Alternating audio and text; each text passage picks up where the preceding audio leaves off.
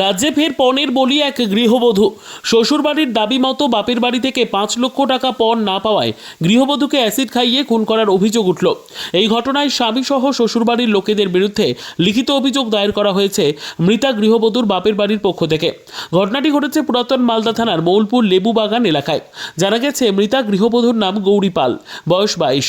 গত 3 বছর আগে দক্ষিণ দিনাজপুরের বংশীহারি থানার হরিপুর এলাকার বাসিন্দা ওই গৃহবধূর বিয়ে হয়েছিল মালদহের পুরাতন মালদা থানার মৌলপুর লেবুবাগান এলাকার বাসিন্দা প্রশান্ত পালের সাথে।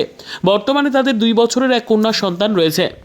মৃতা গৃহবধূর বাপের বাড়ির অভিযোগ, বিয়ের সময় 1 লক্ষাধিক টাকা পণ হিসেবে দেওয়া হয়, কিন্তু তারপরেও প্রতিনিয়ত টাকার জন্য চাপ দেওয়া হতো এই গৃহবধূকে।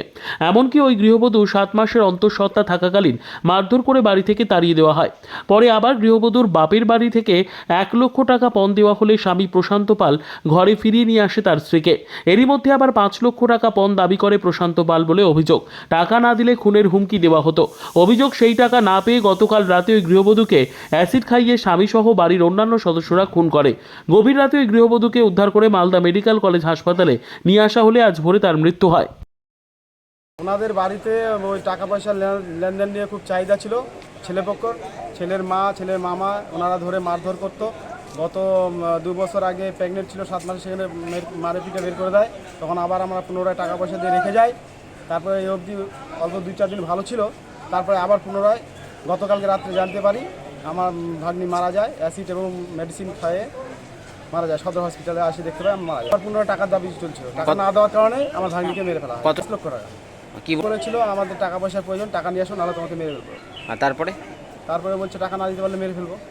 তারপরে দেখি আমাদের ভাগ্নি তখন জ্ঞান ছিল, আমাদের বলে আমাকে অ্যাসিড এবং মেডিসিন খাইয়ে মেরে ফেলেছে। ছিল ওনার মামা ছিল, ওনার মা ছিলেন এবং উনি ছিল, ওনার দিদি ছিল। কত 22 সালে তখনও দেওয়া হয়েছে। কত টাকা তখন 2 লক্ষ টাকা দেওয়া হয়েছে, বাড়ির ঘরের শ্বাস পুরো দেওয়া হয়েছে, ভরি 5 সোনা দেওয়া হয়েছে, খাট, ড্রেসিং টেবিল, সোফা থেকে আরম্ভ করে সব কিছু দেওয়া হয়েছে। পনের টাকা না দিলে মেয়েকে মেরে ফেলবো হুমকি দেয়।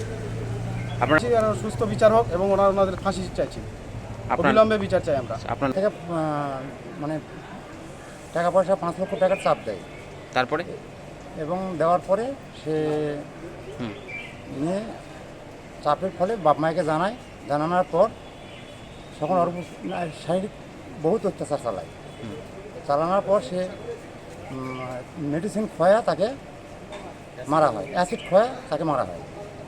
জামাই আছে, জামাইয়ের বোন আছে, জামাইয়ের মা আছে, জামাইয়ের মামা শ্বশুর আছে।